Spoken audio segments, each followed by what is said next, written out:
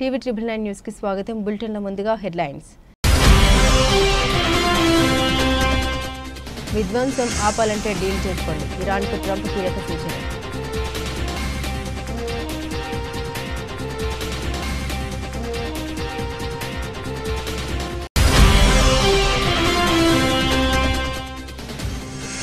భారత్లో 7,400కి పెరిగిన corona active కేసులు, 87కు చేరిన మరణాలు.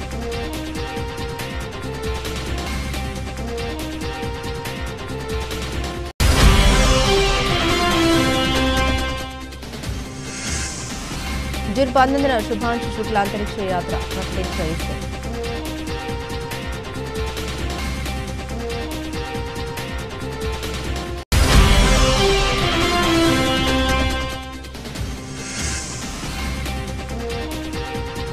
ఫీజుల దందాకు చెక్, ఇంజనీరింగ్ కాలేజీలపై సీఎం రేవంత్ రెడ్డి కొరడా.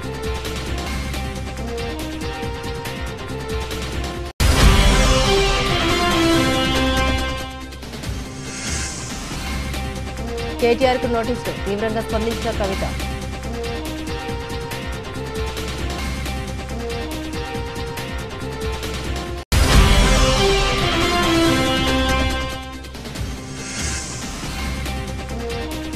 లక్ష దాటిన పుత్తడి, ఒక్కరోజే 2,200 ఎగిసిన తులం విలువ.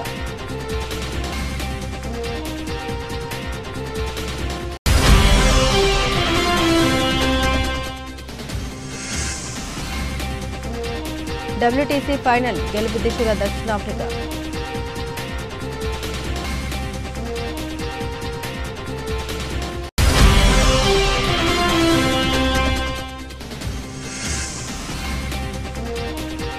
దర్శకుడిగా రాహుల్ రామకృష్ణ సరికొత్త ప్రయాణానికి శ్రీకారం.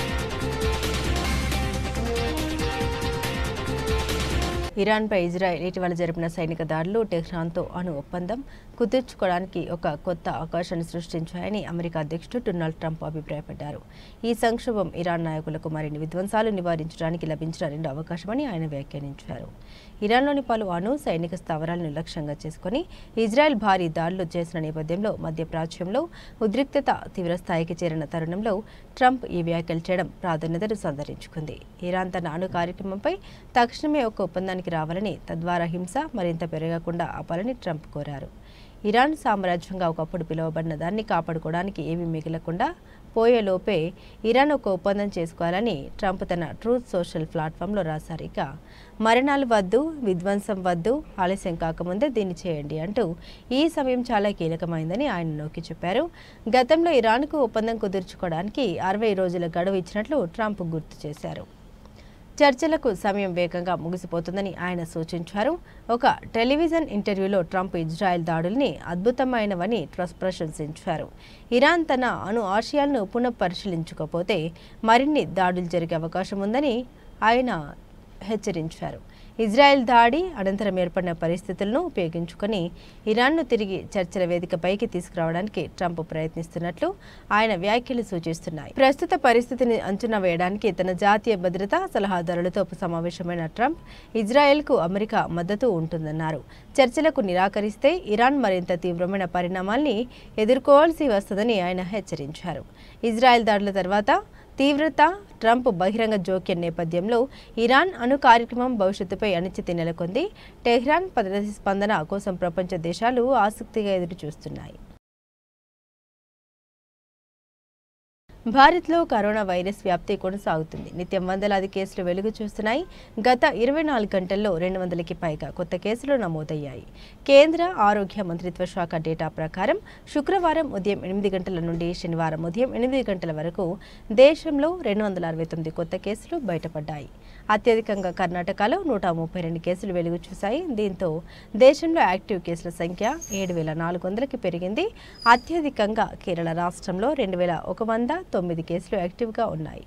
ఆ తర్వాత గుజరాత్లో 1,437, పశ్చిమ బెంగాల్లో 747, ఢిల్లీలో 672, మహారాష్ట్రలో 613, కర్ణాటకలో 527 కేసులు యాక్టివ్గా ఉన్నాయి. ఇక నిన్న ఒక్కరోజు 9 మరణాలు సంభవించాయి. మహారాష్ట్రలో 4, కేరళలో 3, రాజస్థాన్, తమిళనాడు రాష్ట్రాల్లో ఒక్కొక్కరు చొప్పున మొత్తం 9 మంది మరణించారు. దీంతో ఈ ఏడాది జనవరి నుండి ఇప్పటి వరకు కరోనాతో మరణించిన వారి సంఖ్య 87కు పెరిగింది. ఇక కరోనా వైరస్ నుండి కోలుకున్న వారి సంఖ్య 11,000 దాటింది. ఇప్పటి వరకు 11,967 మంది వైరస్ నుండి కోలుకున్నారు. సాంకేతిక సమస్యతో వాయిదా పడిన స్పేస్ ఎక్స్ డ్రాగన్ వ్యోమ నౌకా ప్రయోగానికి సంబంధించి కొత్త తేదీని ఇస్రో తాజాగా ప్రకటించింది. ఈ నెల 19న ఈ ప్రయోగం చేపట్టనున్నట్లు వెల్లడించింది. అమెరికాలోని ఫ్లోరిడాలో ఉన్న నాసాకు చెందిన కెన్నడీ స్పేస్ సెంటర్ నుండి ఈ ప్రయోగం జరగనుంది. ఈ ప్రయోగం ద్వారా భారత్, పోలాండ్, హంగరీకి చెందిన 4 వ్యోమగాములను అంతర్జాతీయ అంతరిక్ష కేంద్రానికి పంపుతున్నారు. ఈ మిషన్కు భారత వ్యోమగామి శుభాంశు శుక్లా పైలట్గా వ్యవహరించబోతున్నారు. అమెరికా ప్రైవేట్ స్పేస్ సంస్థ ఎక్సిమమ్ చేపడుతున్న మానవ సహిత అంతరిక్ష ప్రయోగం AX-4 మిషన్లో భాగంగా స్పేస్ ఎక్స్ ఫాల్కన్ 9 రాకెట్ ద్వారా వీరు అంతర్జాతీయ అంతరిక్ష కేంద్రానికి వెళ్లనున్నారు. దీంతో ప్రైవేట్ రోదసీ యాత్ర ద్వారా ISSకు వెళ్లిన తొలి భారత వ్యోమగామిగా శుభాంశు చరిత్రకెక్కనున్నారు. ఇప్పటికే భారత్కు చెందిన ప్రముఖ వ్యోమగామి రాకేష్ శర్మ రోదసీ యాత్ర చేపట్టిన విషయం తెలిసిందే. రష్యా సహకారంతో అంతరిక్షయానం చేశారు. రాకేష్ శర్మ రోదసీ యాత్ర చేసిన 4 దశాబ్దాల తర్వాత శుభాంశు గౌరవాన్ని దక్కించుకోనున్నారు. నాసా సహకారంతో శుక్లా IASలో వివిధ శాస్త్రీయ పరిశోధనలు చేయనున్నారు. పైలట్గా ఈ యాత్రలో పాల్గొనేందుకు ఎంతో ఆసక్తితో ఎదురు చూస్తున్నానని శుక్లా ఇప్పటికే ప్రకటించిన విషయం తెలిసిందే. నిజానికి మే 29న ఈ ప్రయోగం జరగాల్సి ఉండగా వాయిదా పడింది. తొలుత ఈ ప్రయోగాన్ని జూన్ 8వ తేదీకి వాయిదా వేశారు. ఆ తర్వాత జూన్ 10, జూన్ 11కు వాయిదా పడింది. AX-4 మిషన్కు సంబంధించిన ఫాల్కన్ 9 రాకెట్ తనిఖీలో ద్రవ రూప ఆక్సిజన్ లీకేజ్ కారణంగా జూన్ 11న జరగాల్సినటువంటి ఈ ప్రయోగం మళ్లీ వాయిదా వేశారు. లీకేజ్కు సంబంధించిన మరమ్మతులు పూర్తి చేసేందుకు మరింత సమయం పడుతుందని రాకెట్ లాంచింగ్ను వాయిదా వేస్తున్నట్లు స్పేస్ ఎక్స్ తెలిపింది. ఈ క్రమంలో ఇప్పుడు కొత్త తేదీని ప్రకటించింది. రాష్ట్రంలోని ఇంజనీరింగ్ కళాశాలలో తరచూ ఫీజులు పెంచుతుండటంపై ముఖ్యమంత్రి రేవంత్ రెడ్డి తీవ్ర అసంతృప్తిని వ్యక్తం చేసినట్టు తెలిసింది. అలాగే ఫీజులు పెరుగుతూ పోతే భవిష్యత్తులో కన్వీనర్ కోటా సీట్లలో చేరేందుకు కూడా విద్యార్థులు వెనుకాడే పరిస్థితి వస్తుందని ఆందోళన వ్యక్తం చేశారు. శుక్రవారం విద్యాశాఖ ఉన్నతాధికారులతో జరిగిన సమీక్షా సమావేశంలో ఈ అంశం ప్రస్తావనకు వచ్చింది. రాబోయే 3 ఏళ్లు అంటే కాలానికి ఇంజనీరింగ్ కళాశాలలకు కొత్త ఫీజులు ఖరారు చేసేందుకు గాను అధికారులు రూపొందించిన నివేదికను సీఎంకు సమర్పించారు. ఈ నివేదికను పరిశీలించిన అనంతరం ఫీజుల పెంపునకు అనుసరిస్తున్న ప్రామాణికత ఏంటని అధికారులను రేవంత్ రెడ్డి ప్రశ్నించినట్లు సమాచారం. ప్రతిసారి ఫీజులు ఎందుకు పెంచుతున్నారు? కళాశాలలు అందిస్తున్న విద్య నాణ్యత ఏ స్థాయిలో ఉంది? యాజమాన్యాలు నిబంధన పాటిస్తున్నాయా లేదా వంటి అంశాలపై ఆయన ఆరా తీశారు. ఫీజుల ఖరారు విషయంలో ఆలస్యమైనా పర్వాలేదని మరింత లోతుగా శాస్త్రీయ పద్ధతిలో అధ్యయనం చేసి నివేదిక ఇవ్వాలని అధికారులను ఆదేశించినట్టు తెలిసింది. గతంలో 2016 విద్యా సంవత్సరంలో నాటి ప్రభుత్వం 40 విజిలెన్స్ బృందాలను ఇంజనీరింగ్ కళాశాలకు పంపి రికార్డులను తనిఖీ చేయించిందని సీఎం గుర్తు చేశారు. ఆ విజిలెన్స్ నివేదికలు ప్రస్తుతం ఎక్కడ ఉన్నాయని, వాటి ఆధారంగా ఎలాంటి చర్యలు తీసుకున్నారనే వివరాల్ని కూడా ఆయన అధికారుల నుండి కోరినట్లు సమాచారం. ఈ చర్చ సందర్భంగా ప్రైవేట్ పాఠశాల ఫీజుల నియంత్రణ అంశాన్ని అధికారులు ప్రస్తావించగా ఇంజనీరింగ్ విద్యా తరహాలోనే పాఠశాల ఫీజుల నియంత్రణకు కూడా ఒక సమగ్రమైన చట్టం తీసుకొద్దామని, దీనిపై కూడా క్షుణ్ణంగా అధ్యయనం చేయాలని సీఎం సూచించినట్టు తెలిసింది. రాబోయే 2025-26 విద్యా సంవత్సరానికి సంబంధించి బీటెక్ సీట్ల భర్తీ ప్రక్రియ జూలై 1 లేదా 2వ వారంలో ప్రారంభం కావాల్సి ఉంది. అప్పటికల్లా ప్రభుత్వం కొత్త ఫీజుల్ని ఖరారు చేస్తూ అధికారిక ఉత్తర్వులు జారీ చేయాలి. అయితే ఫీజుల ఖరారుపై మరింత సమగ్రంగా అధ్యయనం చేయాలని సీఎం ఆదేశించిన నేపథ్యంలో ఈ ప్రక్రియ పూర్తవుతుందా అనే సందేహాలు వ్యక్తమవుతున్నాయి. గతంలో కూడా కొత్త ఫీజుల్ని సకాలంలో ఖరారు చేయని సందర్భాల్లో పాత ఫీజుల్ని వసూలు చేసే కొత్త ఫీజులు ఖరారైన తర్వాత వ్యత్యాసాన్ని సర్దుబాటు చేసుకునేలా కళాశాలకు అనుమతించారు. ఈసారి కూడా అదే విధానాన్ని అనుసరిస్తారా లేక ఈ సంవత్సరానికి ఫీజుల పెంపును వాయిదా వేస్తారా అనేది తేలాల్సి ఉంది. విద్యార్థులు వారి తల్లిదండ్రులు ఈ విషయంలో ప్రభుత్వ నిర్ణయం కోసం ఆసక్తిగా ఎదురుచూస్తున్నారు. బీఆర్ఎస్ వర్కింగ్ ప్రెసిడెంట్ కేటీఆర్కు మరోసారి నోటీసులు జారీ చేయడంపై బీఆర్ఎస్ ఎమ్మెల్సీ కల్వకుంట్ల కవిత తీవ్ర ఆగ్రహాన్ని వ్యక్తం చేశారు. ఇది పూర్తిగా రాజకీయ కక్ష సాధింపు చర్యని ఆమె ఆరోపించారు. కేటీఆర్కు కాంగ్రెస్ ప్రభుత్వం తాజాగా నోటీసులు ఇవ్వడం తీవ్రంగా ఖండిస్తున్నట్లు కవిత శుక్రవారం ఒక ప్రకటన తెలిపారు.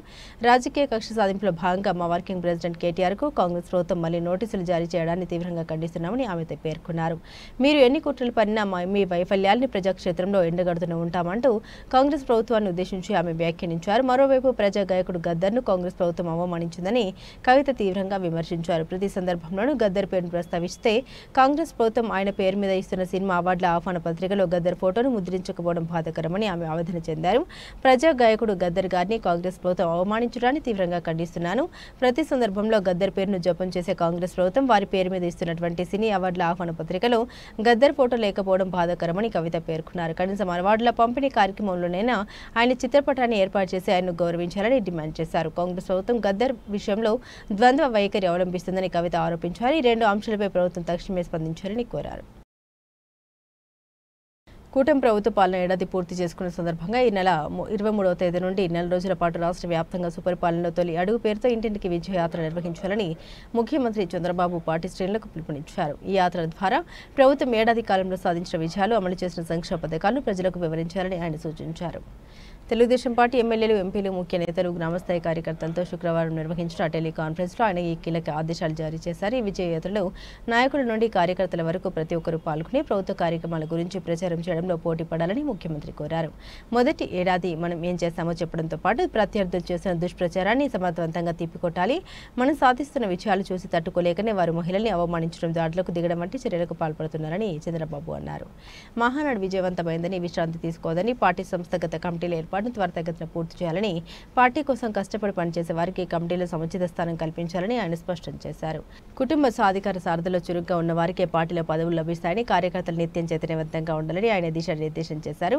ఎన్నికల్లో ఇచ్చిన హామీ మేరకు తల్లికి వందనం పథకాన్ని అమలు చేశామని, ఎంతమంది పిల్లలున్నా ప్రతి విద్యార్థికి లబ్ధి చేకూరేలా నిధులు విడుదల చేశామని సీఎం తెలిపారు. మొత్తం 67.27 లక్షల మంది విద్యార్థులకు గాను తల్లుల ఖాతాలోకి 13,000 చొప్పున పాఠశాల అభివృద్ధికి 2,000 చొప్పున జమ చేస్తున్నాం. ఈ పథకం కింద 8,747 కోట్లు కేటాయించాం. గత ప్రభుత్వం 42 లక్షల మందికి మాత్రమే ఈ పథకాన్ని వర్తింపజేసి 5,540 కోట్లు ఖర్చు చేస్తే మనం అదనంగా 25 లక్షల మందికి లబ్ధి చేకూరుస్తూ ఏటా 3,205 కోట్లు ఎక్కువగా ఖర్చు చేస్తున్నామని చంద్రబాబు వివరించారు. నలుగురు పిల్లలున్న తల్లికి 52,000 అందుతాయని, ఇంత పారదర్శకంగా పథకాన్ని అమలు చేస్తున్న కొందరు బుద్ధి జ్ఞానం లేకుండా విమర్శలు చేస్తున్నారని ఆయన మండిపడ్డారు. రైతుల సంక్షేమానికి పెద్దపీట వేస్తున్న దత్త సుఖీబాబు పథకాన్ని ఈ నెల 20వ తేదీన ప్రారంభిస్తున్నట్లు సీఎం ప్రకటించారు. ఎన్టీఆర్ భరోసా పెన్షన్ల కింద ఏటా 34,000 కోట్లు అందిస్తున్నామని, అన్నా క్యాంటీన్ల ద్వారా ఇప్పటికే 4 కోట్ల భోజనాలు సరఫరా చేశామని గుర్తు చేశారు. జూలై నుండి పార్టీ కార్యకర్తలు, నాయకులకు నాయకత్వ శిక్షణ శిబిరాలు నిర్వహిస్తామని, కార్యకర్తల్ని సమర్థవంతమైన నాయకులుగా తీర్చిదిద్దుతామని చంద్రబాబు హామీ ఇచ్చారు. అధికారంలో లేనప్పుడు కార్యకర్తలు ఎంతో కష్టపడ్డారని, ఎమ్మెల్యేలు కూడా ప్రతిరోజు పార్టీ కార్యక్రమాలకు కొంత సమయం కేటాయించి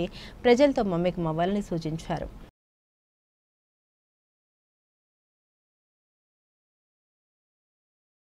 వీఆర్ఎస్ వర్కింగ్ ప్రెసిడెంట్ కేటీఆర్పై కాంగ్రెస్ సర్కార్ మరో కేసు బనాయించింది. కాంగ్రెస్ ఎమ్మెల్సీ బల్మూరు వెంకట్ ఫిర్యాదుతో సైబర్ క్రైమ్ పోలీసులు ఎఫ్ఐఆర్ నమోదు చేసింది. సీఎం రేవంత్ రెడ్డిపై అనుచిత వ్యాఖ్యలు చేశారని ఎమ్మెల్సీ బల్మూరు వెంకట్ సీసీఎస్ పోలీసులకు శుక్రవారం ఫిర్యాదు చేశారు. కేటీఆర్ వ్యాఖ్యలు రాష్ట్రంలో శాంతి భద్రతలకు విఘాతం కలిగించే విధంగా ఉన్నాయని, ఆయనపై చర్యలు తీసుకోవాలని అందులో పేర్కొన్నారు. ఈ నేపథ్యంలో కేటీఆర్పై పోలీసులు ఎఫ్ఐఆర్ ఫైల్ చేశారు. ఫార్ములా ఈ కార్ రేసులో కేటీఆర్కు ఏసీబీ మరోసారి నోటీసులు ఇచ్చిన విషయం తెలిసిందే. ఈ నెల 16న విచారణకు రావాలని కోరింది. ఇంతకు ముందు మే 28న కూడా కేటీఆర్కు ఏసీబీ నోటీసులు పంపింది. అయితే తనకు ముందుగానే యూకే, యూఎస్లలో పలు ఈవెంట్ల కోసం వెళ్లే ఏర్పాట్లు ఉండడంతో తిరిగి వచ్చిన వెంటనే ఏసీబీ ముందు హాజరవుతామని వారికి రాతపూర్వకంగా కేటీఆర్ తెలిపారు.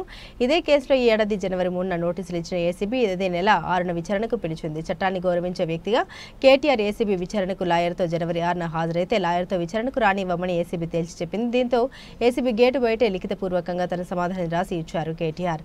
అనంతరం జనవరి 7న హాజరు కావాలని ఏసీబీ మరోసారి నోటీసులు ఇచ్చింది. దీంతో అప్పటికే హైకోర్టులో ఆ కేసు నడుస్తుండడంతో కేసు తేలే వరకు రానని కేటీఆర్ చెప్పారు. దీంతో జనవరి 8న ఇచ్చిన నోటీసుల్లో 9న హాజరు కావాలని కోరడంతో జనవరి 9న ఏసీబీ విచారణకు కేటీఆర్ హాజరయ్యారు. మొత్తం 7 గంటల్లో 82 ప్రశ్నలు అడిగారు. ఇదే కేసులో ఎన్ఫోర్స్మెంట్ డైరెక్టరేట్ ఈడీ సైతం కేటీఆర్ను జనవరి 16న విచారణకు పిలిచింది. ఆయన జనవరి 16న 8 గంటల పాటు ఈడీ విచారణ ఎదుర్కొన్నారు. ఈడీ అధికారులు 40కి పైగా ప్రశ్నలు అడిగినట్లు సమాచారం.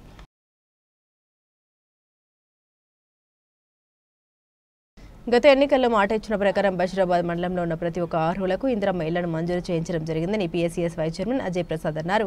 వికారాబాద్ జిల్లా బషీరాబాద్ మండలంలోని గుర్రం అనంతయ్య గార్డెన్లో శుక్రవారం తాండూరు ఎమ్మెల్యే మనోహర్ రెడ్డి ఇందిరమ్మ ఇళ్ల ప్రెసిడెంట్ కాపీలను ఇందిరమ్మ ఇళ్ల లబ్ధిదారులకు అందించారు. ఈ సందర్భంగా PSCS vice chairman Ajay Prasad మాట్లాడారు. గత ఎమ్మెల్యే ఎన్నికల్లో మైల్వారి గ్రామంలో ఎన్నికల ప్రచారం ప్రారంభించిన సందర్భంగా 10 సంవత్సరాలు బీఆర్ఎస్ పార్టీలో ఉండి ప్రజలకు ఏమి చేయలేకపోయామని, తమ సతీమణి గత 10 సంవత్సరాలు ఎంపీపీగా ఉండి కూడా ప్రజలకు ఒక రేషన్ కార్డు, ఒక ఇందిరమ్మ ఇల్లు అర్హులను పెన్షన్ లబ్ధిదారులకు పెన్షన్ కూడా అందించలేకపోయామని, అందుకే మేము పార్టీ మారిన విషయాన్ని ఆయన గుర్తు చేశారు. ఈరోజు కాంగ్రెస్ పార్టీ ఆధ్వర్యంలో ఎమ్మెల్యే మనోహర్ రెడ్డి ఆధ్వర్యంలో బషీరాబాద్ మండలంలో ప్రతి ఒక్క లబ్ధిదారులకు రేషన్ కార్డుని, ఇందిరమ్మ ఇళ్లను మరియు పెన్షన్ను ప్రతి ఒక్క లబ్ధిదారులకు మంజూరు చేయించడం జరుగుతుందన్నారు. అదేవిధంగా అభివృద్ధి పరంగా చూస్తే గనక ఇప్పటి వరకు దాదాపు 300 కోట్ల రూపాయలతో బషీరాబాద్ మండలంలో వివిధ అభివృద్ధి పనులు కొనసాగుతున్నాయని ఆయన గుర్తు చేశారు. ఇందిరమ్మ ఇళ్లు వచ్చిన వారందరూ కూడా ఇందిరమ్మ ఇళ్లు పనులను అతి త్వరగానే పూర్తి చేసుకోవాలని తెలిపారు. అదేవిధంగా ఇందిరమ్మ ఇల్లు రాని వారెవరూ కూడా బాధపడవద్దని రెండో విడతలో ప్రతి ఒక్క లబ్ధిదారులకు ఇందిరమ్మ ఇళ్లను ఇవ్వడం జరుగుతుందన్నారు. బషీరాబాద్ మండలానికి ఇంకా అవసరమైతే ఎమ్మెల్యే మనోహర్ రెడ్డి ఆధ్వర్యంలో సీఎం రేవంత్ రెడ్డి దగ్గర వెళ్లి మరిన్ని ఇందిరమ్మ ఇళ్లను తీసుకురావడానికి ప్రయత్నం చేస్తామన్నారు. ఒక ఇల్లు కూడా మనం నిరుపేదలకు ఇవ్వలేకపోయినాము అని చెప్పి ఆన్ రికార్డు కూడా ఉన్నాయి. చాలామంది ఫోన్లలో కూడా వాట్సాప్లలో కూడా ఉన్నాయి. అదేవిధంగా చాలామందికి మేము పింఛన్లు ఇవ్వలేకపోయినాం, రేషన్ కార్డులు ఇప్పించలేకపోయినాం. అందుకే ఆ టీఆర్ఎస్ పార్టీ మీద విరక్తి చెంది మేము కాంగ్రెస్ పార్టీలో చేరుతున్నామని చెప్పి ఆ రోజు మనరెడ్డి గారి ఆధారంలో అందరి ఆధారంలో కూడా నేను చెప్పడం జరిగింది. అదేవిధంగా ఈరోజు నాకు చాలా సంతోషంగా ఉంది. ఎందుకంటే ఏదైతే లక్ష్యంతో నేను కాంగ్రెస్ పార్టీలో జాయిన్ అయినానో ఆ లక్ష్యం ఈరోజు నిరబోతుందని చెప్పి నేను సంతోషంగా ఉన్నా. ఎందుకంటే ఆ రోజు చెప్పిన నేను 10 ఏళ్లలో ఎంపీపీ నా భార్య ఉండి నేను రాజకీయంగా ఇంత పెద్ద లీడర్గా ఉండి కూడా ఒక ఇల్లు ఇప్పలేకపోయినా ఈరోజు మనోరెడ్డి గారి ఆధారంలో అందరికీ కూడా దాదాపుగా 954 ఇళ్ళు కూడా ఈరోజు శాంక్షన్ తీసుకొచ్చి ఈరోజు పట్టాలు ఇవ్వడానికి ఈరోజు మనోరెడ్డి గారు కానీ రమేష్ బాబు గారు ఇంత పెద్ద మంది వచ్చినందుకు నేను సంతోషపడుతున్నా. ఏది ఏమైనా మనం ఏం చెప్పినామో ఆ కార్యక్రమాన్ని ఆ రోజు చేపించుకుంటూ పోతున్నాం. ఆ రోజు ఏం చెప్పినాం, మీకు అందరికీ రేషన్ కార్డులు కావాలి అన్న. మనోరన్న మాకు రేషన్ కార్డులు లేవు, 10 ఏళ్లలో గరీబ్ బీద పిల్లలకు రేషన్ కార్డు రాలేవు, వాళ్ళు పెళ్లిళ్ళు చేసుకున్నారు, నలుగురు వాళ్ళ పెళ్లిళ్ళు అయినాయి, వాళ్ళ పిల్లలు అన్నారు, వాళ్ళకి రేషన్ కార్డులు లేవన్నా. ఎట్టి పరిస్థితుల్లో మీరు రేవంత్ రెడ్డి గారితో మాట్లాడి మీరు రేషన్ కార్డులు ఇప్పించాలని చెప్తే మీరు అందరికీ కూడా రేషన్ కార్డులు కూడా శాంక్షన్ చేయడం జరిగింది. మీకు అందరికీ కూడా రేషన్ కార్డు వచ్చింది. మీకు అందరికీ కూడా సన్న బియ్యం కూడా ఇవ్వబోతున్నాం, మీరు తీసుకుంటూ పోతున్నారు. అదేవిధంగా మీకు అందరికీ కూడా ఆ రోజు చెప్పిన ప్రకారంగా ఈరోజు మనోరెడ్డి గారి నాయకత్వంలో ఒకదానెంబడి అన్ని కూడా చేసుకుంటూ పోతూనే ఉన్నాం. కాళేశ్వరం విచారణ అంటే బీఆర్ఎస్ నేతలు ఎందుకు వణుకుతున్నారని తెలంగాణ సహకార union limited chairman మానల Mohan Reddy అన్నారు.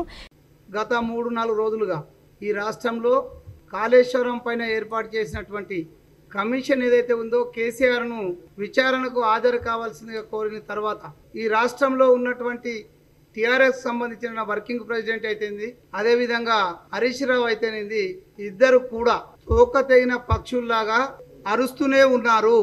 వాస్తవానికి కాళేశ్వరం ప్రాజెక్టు దానికి గుండెకాయ అయినటువంటి మేడిగడ్డ రెండు కూడా మీ ప్రభుత్వ హయాంలోనే మొదలై మీ ప్రభుత్వ హయాంలోనే కూలిపోవడం జరిగింది. రేవంత్ రెడ్డి గారు ముఖ్యమంత్రి అయిన తర్వాత ఆ ప్రాజెక్టుకు సంబంధించిన విజిలెన్సీ విచారణ అయితేనేది, శాఖాపరమైన విచారణ అయితేనేది, అదేవిధంగా కేంద్ర ప్రభుత్వ విచారణ సంస్థ ద్వారా చేసినటువంటి విచారణలన్నీ కూడా నాణ్యత లోపం ద్వారానే ఈ ప్రాజెక్టు కూలిందని చెప్పడం ద్వారానే కమిషన్ ఏర్పాటు చేసి దానిపైన విచారణ చేసి వాస్తవాలను ప్రజలకు వివరించే ప్రయత్నం చేసిండు ఈ రాష్ట్ర ముఖ్యమంత్రి రేవంత్ రెడ్డి గారు. కానీ దీనికి ఏదో ఈ ప్రపంచంలోనే ఒక బ్రహ్మాండమైన ప్రాజెక్టును మేము మాత్రమే కట్టామని చెప్పుకునే టీఆర్ఎస్ నాయకులందరూ కూడా మరి కూలిపోవడానికి కారణం ఎంత తెలివి తక్కువ మాటలు మాట్లాడుతున్నారు అంటే, కేటీఆర్ అంటే ఒకటోడు కాంగ్రెస్ వాళ్ళేమే బాంబులు పెట్టి కూల్చేస్తున్నామంటే వానికి తెలివి ఉందో లేదో నాకైతే అర్థం కావడం లేదు. అంటే 10 సంవత్సరాలు మంత్రిగా చేసినటువంటి వ్యక్తి.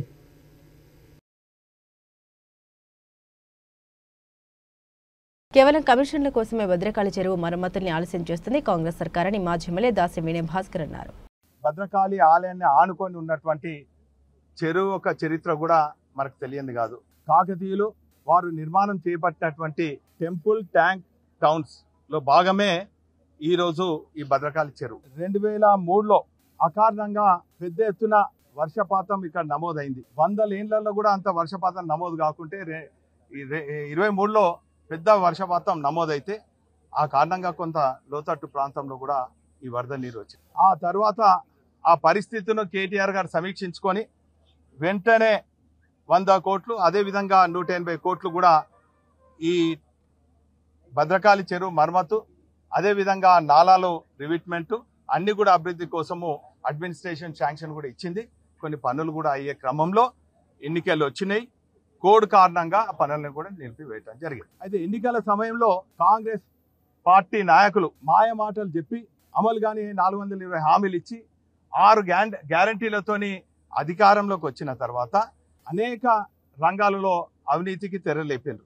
అందులో భాగంగా మరి భద్రకాళి చెరువులో కూడా పూడికతీత పేరుతోని సుందరీకరణ పేరుతోని అవినీతికి తెరలేపారు. ఈ టెండర్లు మేము దక్కించుకోవాలని మంత్రులు, ఈ టెండర్లు మేము దక్కించుకోవాలని ఎంపీ, ఈ టెండర్లు మేము దక్కించుకోవాలని ఎమ్మెల్యే, ఈ టెండర్ మేము దక్కించుకోవాలి పర్సెంటేజ్ రావాలని మేయర్, అందరి మధ్యలో సమన్వయం లేక మరి కొంత ఆలస్యమైంది. మరి ఇందులో సందట్లో సడేమి అన్నట్టు మేము కూడా ఇంట్లో అవినీతిలో భాగమవుతాం అని చెప్పి ఇది వాస్తవంగా ఐబీ కార్పొరేషన్ చేయాలంటే కూడాల పేరుకపోయినటువంటి 2 బినామీ నాయకులు బినామీ కాంట్రాక్టర్లకు కూడా దక్కించే ప్రయత్నం చేశారు. చివరికి మరి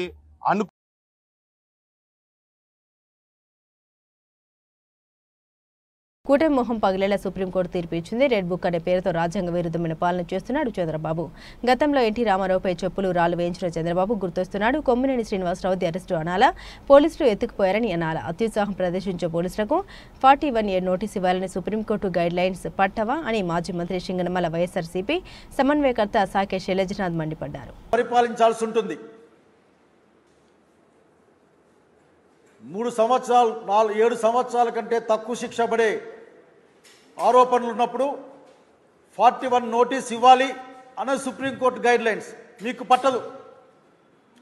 మీ యొక్క రాజకీయ పొలిటికల్ బాసుల యొక్క ఆ నవ్వులకే మీరు పొంగిపోవాల్సి వస్తుంది. వారి మొహంలో కళ చూడడం కోసమే ప్రయత్నం చేస్తూ ఉంటారు.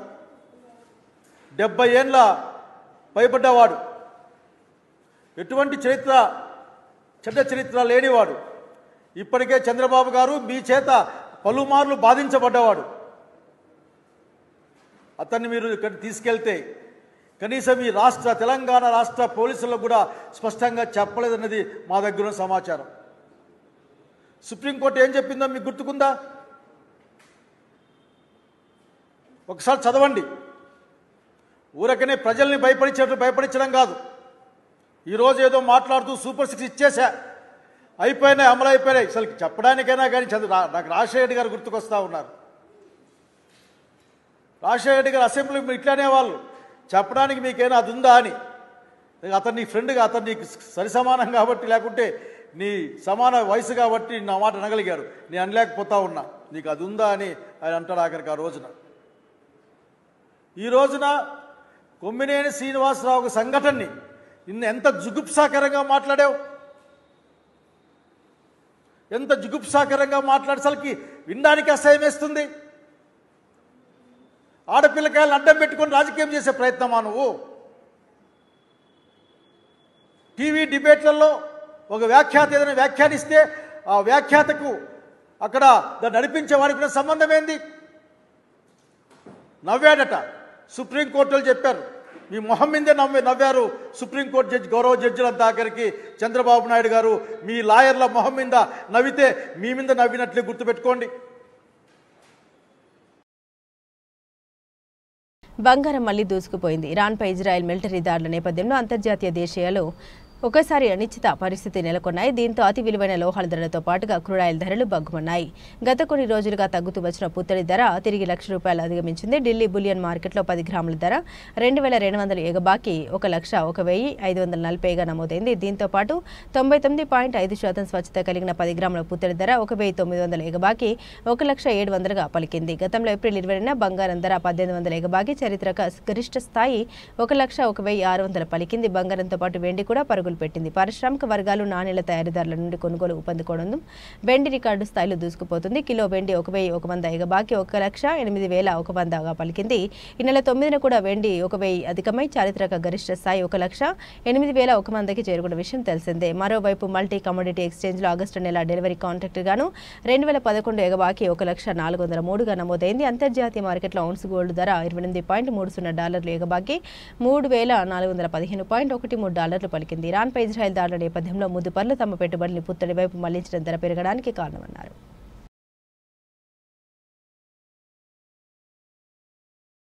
లండన్లోని చారిత్రాత్మక లార్డ్స్ మైదానంలో జరుగుతున్న ICC world test championship final 2025 మూడో రోజు ఆట ముగిసే సమయానికి ఆసక్తికరంగా మారింది.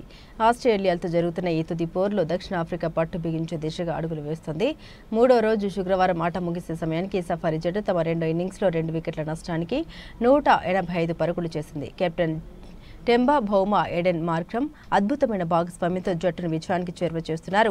ఆస్ట్రేలియా నిర్దేశించిన లక్ష్యాన్ని ఛేదించే క్రమంలో బరిలోకి దిగిన దక్షిణాఫ్రికా రెండో ఇన్నింగ్స్లో ఆదిలోనే తడబడింది. ఓపెనర్ ర్యాక్ రికెల్టన్ కేవలం 9 పరుగుల వద్ద మిచెల్ స్టార్క్ బౌలింగ్లో అలెక్స్ క్వారీకి క్యాచ్ ఇచ్చి వెనుక తిరిగాడు. ఆ తర్వాత క్రీజులోకి వచ్చిన వియాన్ ముల్టర్ దూకుడుగా ఆడే ప్రయత్నం చేసిన 70 పరుగుల వద్ద స్కార్క్ బౌలింగ్లోనే లబుషన్కు క్యాచ్ ఇచ్చి పెవిలియన్ చేరాడు. ఈ దశలో ఎడెన్ మార్క్రమ్కు కెప్టెన్ టెంబా భౌమా జత కలిశాడు. వీరిద్దరు సమయం ఆడుతూ ఆస్ట్రేలియా బౌలర్లను సమర్థవంతంగా ఎదుర్కొన్నారు. మార్క్రమ్ 133 బంతుల్లో 9 ఫోర్లతో 90 పరుగులు చేయగా బౌమా 93 బంతుల్లో 4 ఫోర్లతో 51 పరుగులు చేసే జయంగా క్రీజులో ఉన్నారు. మూడో రోజు ఆట ముగిసే సమయానికి దక్షిణాఫ్రికా 47 ఓవర్లలో 2 వికెట్ల నష్టానికి 185 పరుగులు చేసింది. విజయం సాధించాలంటే సఫారీ జట్టు మరో 97 పరుగులు చేయాల్సి ఉంది. ఆస్ట్రేలియా బౌలర్లో మిచెల్ స్కార్క్ 2 వికెట్లు పడగొట్టాడు.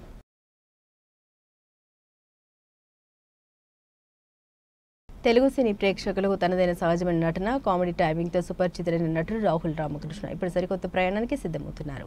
అర్జున్ రెడ్డి, భరత్ నేను, జాతిరత్నాలు వంటి విజయవంతమైన చిత్రాలు కీలక పాత్ర పోషించి విశేష ప్రేక్షక ఆదరణ పొందిన ఆయన ఇప్పుడు దర్శకుడిగా మారి మెగా ఫోన్ పట్టేందుకు సన్నాహాలు చేసుకుంటున్నారు. ఈ విషయాన్ని తెలియజేస్తూ ఆయన ఎక్స్ వేదికగా ఈరోజు ఉదయం ఒక పోస్టు పెట్టారు. దర్శకుడిగా అన్న తొలి ప్రాజెక్టు, మీలో ఎవరికైనా ఆసక్తి ఉంటే దయచేసి మీ షో రీల్స్ ఫోటోలను నా మెయిల్కు పంపించండి అని పేర్కొన్నారు. ఈ చిత్రానికి ఆయన నిర్మాతగా వ్యవహరించనున్నారని సమాచారం. ఇక పరిశ్రమ వర్గాల నుండి అందుతున్న తాజా సమాచారం ప్రకారం రాహుల్ రామకృష్ణ తన తొలి దర్శకత్వ ప్రయత్నానికి సంబంధించిన కథను ఇప్పటికే పూర్తి చేశారు. ప్రస్తుతం ఈ సినిమా కోసం నటినట్ల ఎంపిక ప్రక్రియను కూడా ప్రారంభించినట్లు తెలుస్తుంది. సినిమా కథాంశం, ఇతర నటినట్లు, సాంకేతిక బృందం వంటి వివరాలు ఇంకా గోప్యంగానే ఉన్నప్పటికీ ప్రాజెక్టు పనులు మాత్రం చురుగ్గా సాగుతున్నాయని సమాచారం. రాబోయే కొద్ది నెలల్లో ఈ సినిమాకు సంబంధించి మరిన్ని అధికారిక ప్రకటన వెలువడే అవకాశం ఉందని సినీ వర్గాలు ఉంటున్నాయి. నటనతో పాటు గతంలో రచయితగా, జర్నలిస్ట్గా కూడా పనిచేసిన అనుభవం రాహుల్ రామకృష్ణకు ఉంది. రాహుల్ రామకృష్ణ 2017లో విడుదలైన అర్జున్ రెడ్డి చిత్రంలోని శివ పాత్రతో తెలుగు ప్రేక్షకులకు బాగా కనెక్ట్ అయ్యారు. ఈ సినిమా ఘన విజయం సాధించడంతో పాటు ఆయన నటనకు విమర్శకుల ప్రశంసలు దక్కాయి. అప్పటి నుండి గీతా గోవిందం, బ్రోచేవారెవరా, అలవైకుంఠపురంలో వంటి అనేక విజయవంతమైన చిత్రాల్లో తనదైన నటనతో ప్రేక్షకుల్ని మెప్పించారు. సహాయ నటుడిగా తనకంటూ ఒక ప్రత్యేక గుర్తింపు తెచ్చుకున్నారు. రచనా కథనంపై ఉన్న ఆసక్తి, అనుభవమే రాహుల్ రామకృష్ణను దర్శకత్వం వైపు నడిపించిందని పలువురు అభిప్రాయపడుతున్నారు. పాత్రలకు రహస్యాన్ని, వాస్తవికతను జోడించడంలో ఆయనకున్న ప్రతిభ దర్శకుడిగా కూడా ఆయన సినిమాలో కనిపిస్తుందని అభిమానులు ఆశిస్తున్నారు. బులెటిన్ ముగించే ముందు హెడ్లైన్స్ మరోసారి. విధ్వంసం ఆపాలంటే డీల్ చేసుకోండి, ఇరాన్కు ట్రంప్ కీలక సూచన.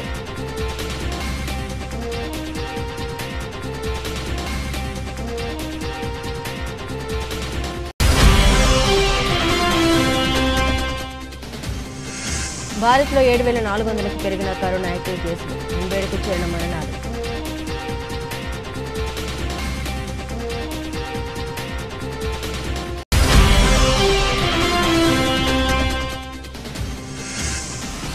జూన్ 19న శుభాంశు శుక్ల అంతరిక్ష యాత్ర ప్రకటించిన ఇస్రో.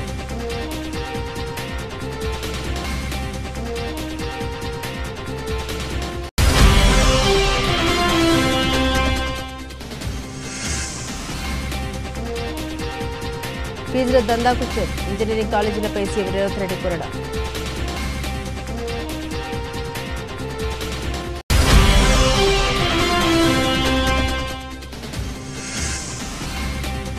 కేటీఆర్కు నోటీసులు, తీవ్రంగా స్పందించిన కవిత.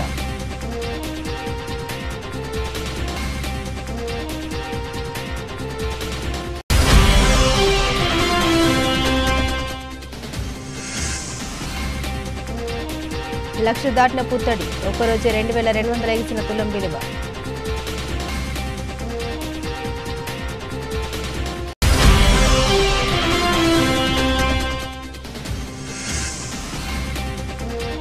WTC ఫైనల్ గెలుపు దిశగా దక్షిణాఫ్రికా.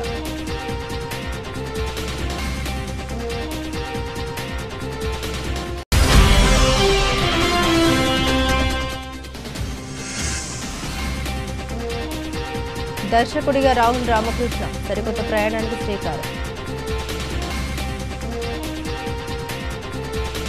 ఇవి బులెటిన్లోని విశేషాలు. తిరిగి మరో బులెటిన్తో మళ్ళీ కలుసుకుందాం. అంతవరకు సెలవు. నమస్కారం.